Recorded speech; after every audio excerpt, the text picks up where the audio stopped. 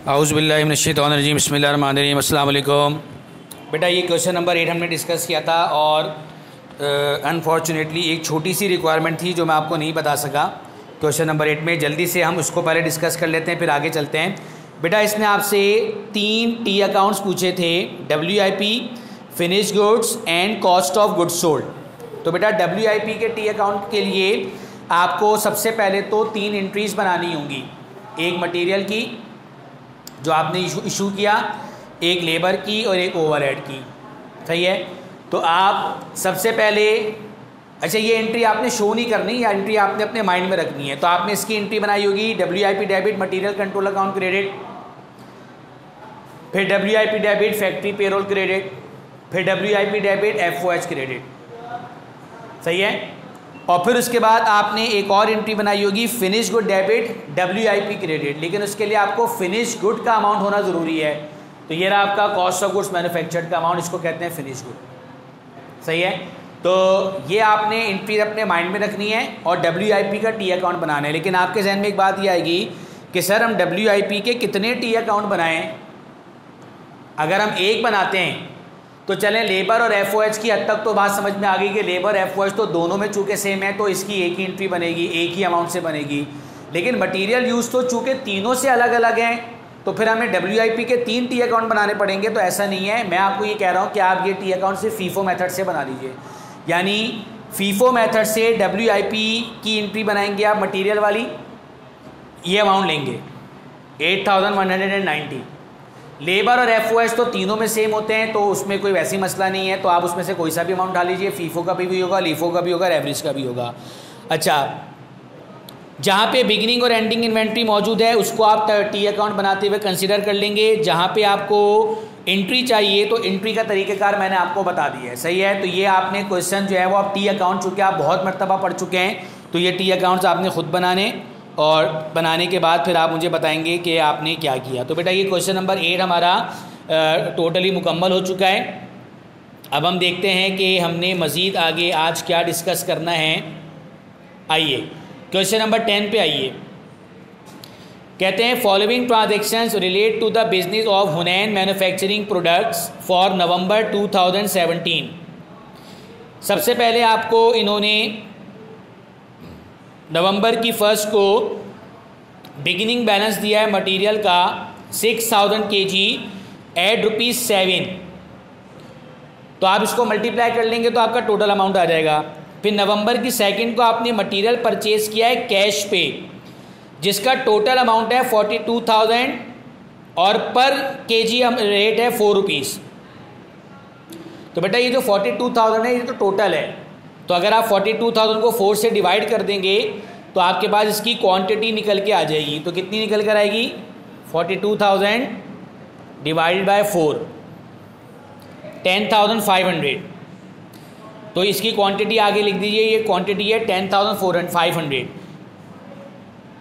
हमारे पास क्वांटिटी का होना ज़रूरी है, चाहे वो अमाउंट बताए या ना बताए। अमाउंट तो हम खुद भी निकाल सकते हैं मल्टीप्लाई करके, but we must have quantity.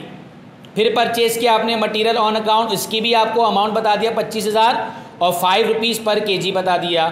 तो इसको भी अगर आप डिवाइड कर लेंगे तो आपके पास 5,000 की क्वांटिटी आ जाएगी। फिर आपने इशूड किया है 8,200 kg मटेरियल। फिर परचेज़ किया आपने 7,000 kg at the rate of 5 each, इसको मल्टीप्लाई करेंगे तो अमाउंट आ जाएगा। फिर आपने इशू किया है 12,100 इशू प्रोडक्शन पे। फिर परचेज़ किया आपने 9,000 kg एट ₹8, इसको मल्टीप्लाई करेंगे तो अमाउंट आ जाएगा। और फिर आपने दोबारा 12,100 kg इशू किया है प्रोडक्शन के लिए। कहते हैं prepare dated journal entries assuming that company uses LIFO method under perpetual inventory system. B में कहते हैं आपसे compute raw material issued and raw material ending inventory under perpetual. तो बेटा आपको ये बात मालूम है कि परपीचुअल इन्वेंट्री सिस्टम के तहत रॉ मटेरियल यूज़ और रॉ मटेरियल एंडिंग ये अलग अलग नहीं निकलते। हम एक ही इन्वेंट्री कार्ड ड्रॉ करते हैं, उसी में ऑटोमेटिकली रॉ मटेरियल यूज़ भी आ जाता है और उसी में ही रॉ मटेरियल की एंडिंग इन्वेंट्री भी आ जाती है। ये पीरियोडिक में होता है जो हम यूज्ड और एंडिंग इन्वेंट्री को अलग अलग ट्रीट करते हैं। तो मैं वही इन्वेंट्री कार्ड बनाऊंगा, लेकिन इसमें जो सबसे इंपॉर्टेंट बात है वो ये है कि इसमें इन्होंने आपसे जर्नल एंट्रीज पूछी हैं। तो जर्नल एंट्रीज भी हम तस्करा करेंगे। पहले हम अपनी आसानी के लिए इसका मटेरियल इन्वेंट्री कार्ड बना लेते हैं। तो आइए इसका मटेरियल इन्वेंट्री कार्ड ड्रॉ करते हैं।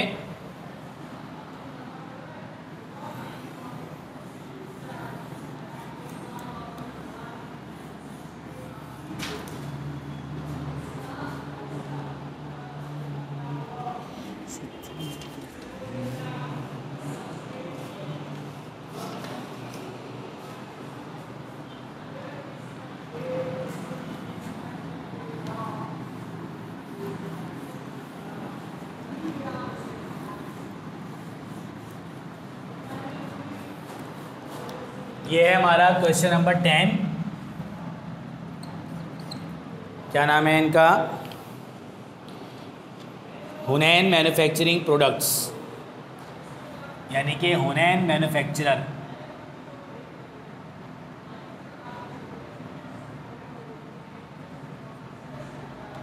और ये हम इन्वेंट्री कार्ड बनाने जा रहे हैं बाय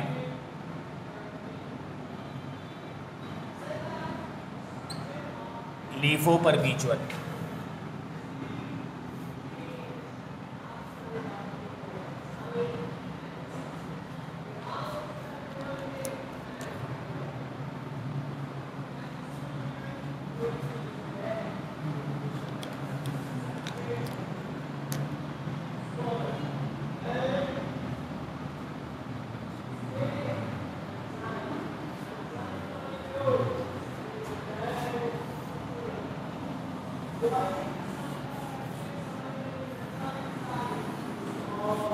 चलिए जी, अब हम इसका पहले इन्वेंट्री कार्ड बनाते हैं अंडर लीफो मेथड परपेचुअल के मुताबिक। तो सबसे पहले हमारे पास रॉ मटेरियल की बिगिनिंग इन्वेंट्री का बैलेंस है 6000 kg at the rate of ₹7 each, और नवंबर की 1st, और जो बिगिनिंग बैलेंस है वो आपको मालूम है कि वो डायरेक्ट कहाँ जाता है? बैलेंस के कॉलम में। तो 6000 एट द रेट ऑफ ₹7, तो ये कितना आ जाएगा? 42,000। सही है। अच्छा, अब मैं चूँकि लीफो से कर रहा हूँ तो लीफो के अंदर मैं हर अमाउंट के बाद लाइन नहीं लगाऊंगा। फीफो और लीफो में जिस वक्त हम इशू करते हैं उस वक्त हम नीचे लाइन लगाते हैं। एवरेज के अंदर हम हर बैलेंस के बाद लाइन लगाते रहते हैं, क्योंकि एवरेज के अंदर हम कभी भी जो है वो 2 या 3 लेयर्स में बैलेंस नहीं लिखते, बल्कि हर नई एंट्री के अंदर जो परचेज होती है उसमें पुराना बैलेंस ऐड करके लिखते हैं। फीफो लीफो में ऐसा नहीं होता। फिर आपने नवंबर की 2nd को परचेज किया, नवंबर की 2nd को आपने परचेज किया या रिसीव किया।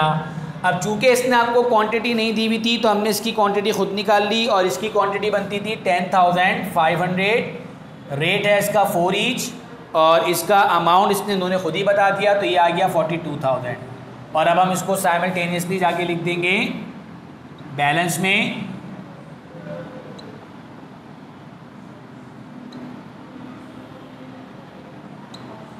सही है जी। फिर इसके बाद आपने दोबारा मटेरियल परचेज किया है, और ये है 5 यानी रिसीव। इसमें भी इन्होंने आपको डायरेक्ट अमाउंट बता दिया था, हमने उसको खुद से निकाला। तो ये बनते हैं आपके 5000 units at the rate of 5 each, और ये कितना बन गया आपका 25,000। और इसको साइमल्टेनियसली आपने जाके लिख दिया आपने गोडाउन में 5000 at the rate of 5 each 25,000 के। अब आपने नवंबर की 7 को चूँकि इशू किया है, तो अब आप यहाँ पे लगाएंगे पहले एक लाइन। इसका मतलब है कि हमारे पास इस वक्त ये पोजीशन है गोडाउन की, हमारे पास ये हाल है। 6000 हैं यूनिट 7 वाले, 10,500 यूनिट्स हैं 4 वाले, और 5,000 यूनिट्स हैं 5 वाले के। आपने नवंबर की 7 को इशू किए 8,200। तो ये इशूड को मैं ब्लू मार्कर से शो कर रहा हूँ। अच्छा, अब चूँकि हम फीफो यूज़ करते हैं तो फीफो के मुताबिक जो कॉस्ट ऑफ मटेरियल यूज़ होती है वो टॉप से बॉटम होती है। तो इसका मतलब है ये 6000 हमने पूरे इशू कर दिए होंगे। कितने वाले? 7 वाले, यानी 42,000। अब टॉप हो गया। अब मैं नीचे बॉटम में आऊँगा तो मुझे बॉटम से मज़ीद 2200 यूनिट्स लेने पड़ेंगे at the rate of 4 each. तो ये अब आप मल्टीप्लाई कर दीजिए, 8800, सही है। तो ये बन गया आपके 8200 यूनिट्स। अब आप लेंगे इसका बैलेंस, तो ये आपके 6000 तो पूरे जा चुके हैं, 10,500 में से 2200 निकल गए।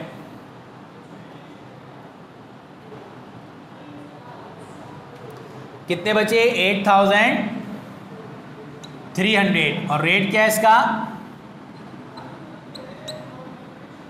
4 ईच,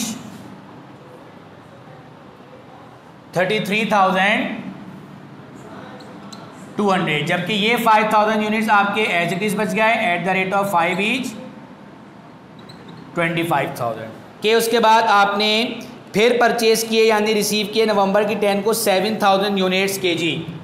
तो ये आपने जाके लिखा नवंबर की 10 परचेज यानी रिसीव 7000 और इसका रेट है 5 ईच। कितने बन गया ये? 35,000। और फिर आपने उसको साइमल्टेनियसली जाके लिख दिया अपने गोडाउन में,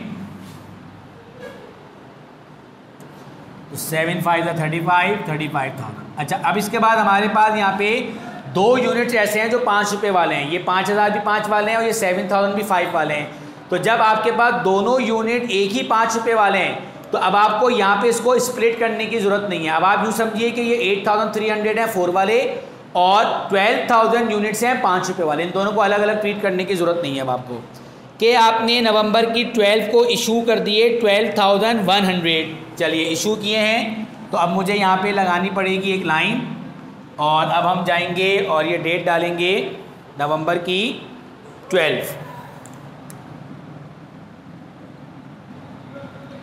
इशूड। और ये इशूड किया आपने 12,100। तो ज़ाहिर है आप आएंगे टॉप से बॉटम, तो 8,300 तो यही आ जाएंगे at the rate of 4 each, 33,200। लेकिन चूंकि मुझे ये लेके जाने 12,100 तक, तो 8,300 में मज़ीद हम कितने ऐड करेंगे कि ये 12,100 बने? 3,800। तो यकीनन ये 3,800 में यहाँ से ले लूँगा at the rate of 5 each. तो ये बन गया आपका 19,000।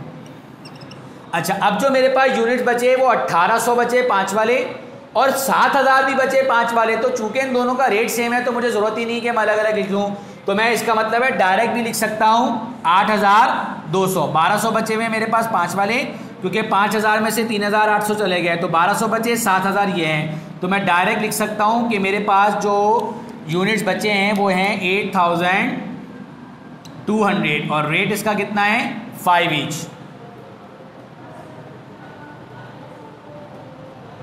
कितना आ गया? 41,000 के। उसके बाद नवंबर की 15 को आपने फिर परचेज किए यानी रिसीव किए,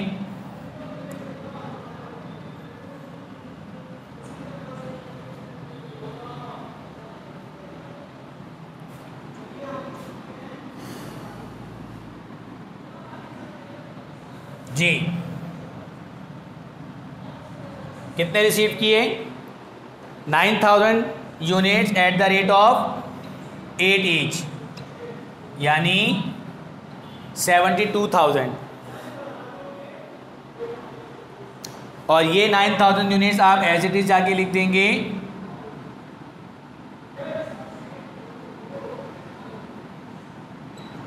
और फिर आखिर में आपने फिर इशू किए, तो मैंने पहले लाइन लगा दी और इशू किया आपने अगेन 12,100 और ये किया आपने नवंबर की 20 को। तो फीफो के मुताबिक ये आपने टॉप से बॉटम किए, तो 8,200 तो यही आ जाएंगे 5 वाले यानी 41,000। और चूंकि हमने ये 12,100 किए हैं तो अब हमें देखना होगा कि कितने मज़ीद यूनिट्स हैं। 3,900 ये हमने लिए होंगे 8 रुपये वाले। 31,200। सही है। अब ये पूरे जा चुके हैं, इस 9,000 में से 3,900 जा चुके हैं, तो ये कितने बचे? 5,100। तो ये लिखा आपने 5,100 at the rate of 8 each,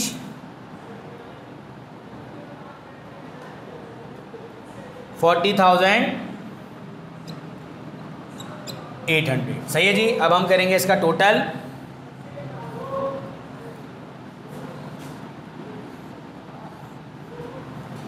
अच्छा, एंडिंग इन्वेंट्री चूंकि सिंगल लाइन में आई है तो ये तो डायरेक्ट एज इट इज़ भी लिख सकते हैं हम बगैर कैलकुलेशन के। 5,100 यूनिट्स 40,800, यानी जो हमारी कॉस्ट ऑफ एंडिंग मटेरियल है वो क्वांटिटी में है 5,100, इसका अमाउंट है 40,800। जबकि कॉस्ट ऑफ मटेरियल यूज जो है वो पहले क्वांटिटी में देखते हैं। 6,000 और 2,200, 8,200 प्लस 12,100 प्लस 12,100, तो ये बनते हैं 32,400। और इसका टोटल अमाउंट कितना बनता है?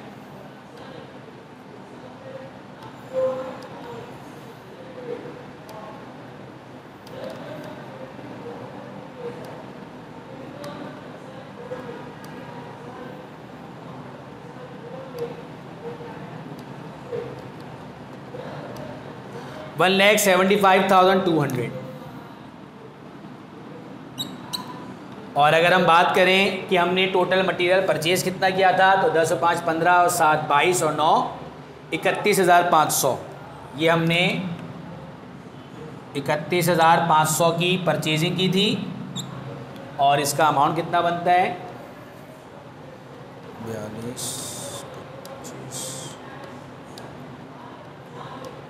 1,74,000।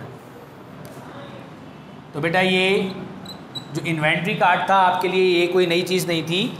असल जो है वो अब मैं आपको जो बता रहा हूँ वो है इसकी एंट्री।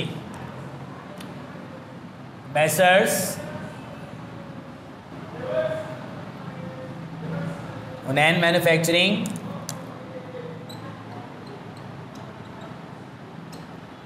अच्छा बेटा, जब भी इसकी एंट्री की बात आएगी ना, चाहे आप कॉस्ट अकाउंटिंग के जिस चैप्टर में भी एंट्री बनाएं, जब एंट्री की बात आएगी तो एंट्री के लिए आपको जॉब ऑर्डर कॉस्टिंग वाला चैप्टर रिकॉल करना पड़ेगा, क्योंकि एंट्री जब कभी भी बनेगी उसी जॉब ऑर्डर कॉस्टिंग में जो मैंने आपको एंट्रीज का फॉर्मेट बताया उसी के मुताबिक बनेगी। तो आइए इसकी एंट्री देखते हैं। अच्छा, इसके अंदर पीरियोडिक और परपीचुअल का एंट्री बनाने में कोई फ़र्क नहीं है।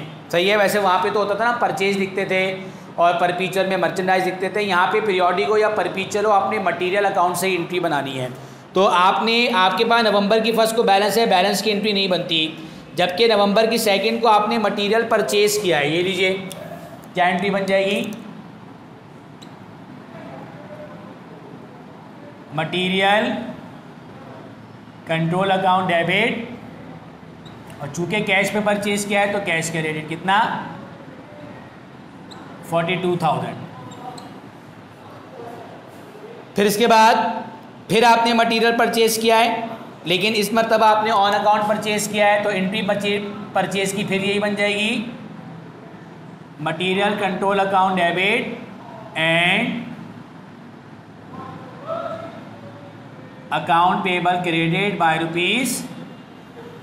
₹25,000।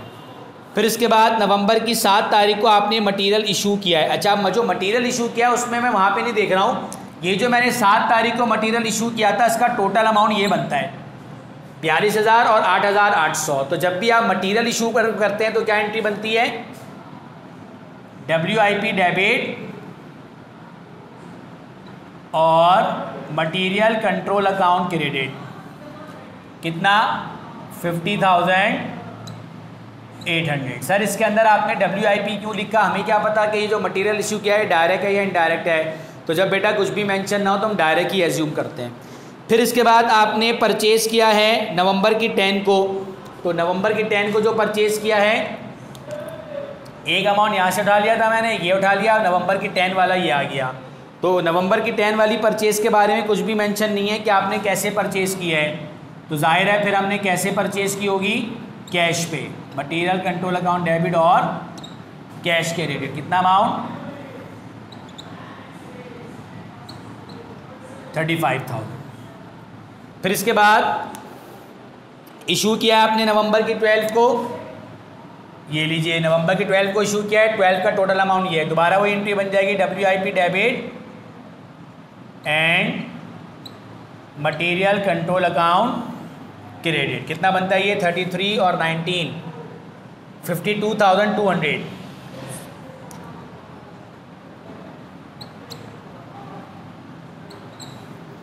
चूंकि हम बेटा डेट वाइज एंट्री बना रहे हैं इसलिए WIP की मटेरियल की एंट्री WIP से बार बार बन रही है। अगर मैं एक कलेक्टिवली एंट्री बनाता तो मैं टोटल इस अमाउंट से एक ही एंट्री बनाता, फिर WIP डेबिट और मटेरियल कंट्रोल अकाउंट क्रेडिट। फिर आपने नवंबर की 15 को परचेज किया है और उसमें भी मेंशन नहीं है कैश है या क्रेडिट, तो हम इसको कैश ट्रीट करेंगे।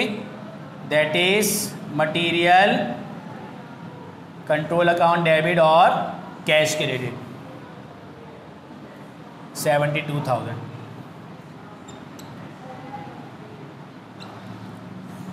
And the last but not least November 20 को आपने फिर इशू किया है, ये देखिए ये आ गया इशू 72,200 और दोबारा आप इसकी एंट्री बना देंगे WIP debit and material control account credit 72,200। सही है बेटा? तो ये आपकी एंट्रीज हो गई। अच्छा, अब जब आप इसका टी अकाउंट बनाएंगे तो बेटा इसके अंदर टी अकाउंट बनेगा रॉ मटेरियल का and partial work in process का। तो रॉ मटेरियल का टी अकाउंट बनाना बहुत सिंपल है, ये लीजिए, ये मैंने आपके सामने ड्रॉ किया। रॉ मटेरियल का मतलब बेटा मटेरियल अकाउंट। हमारे पास मटेरियल की सबसे पहले तो बिगिनिंग इन्वेंट्री है, कितनी थी वो? 6,000 मल्टीप्लाई बाय 7 42,000। तो ये आ गया आपके पास सबसे पहले बैलेंस 42,000। फिर ये देखिए जहाँ जहाँ डेबिट है डेबिट कर दीजिए, जहाँ जहाँ क्रेडिट है क्रेडिट कर दीजिए। तो डेबिट है दोबारा 42,000, कैश, फिर दोबारा डेबिट है 25,000,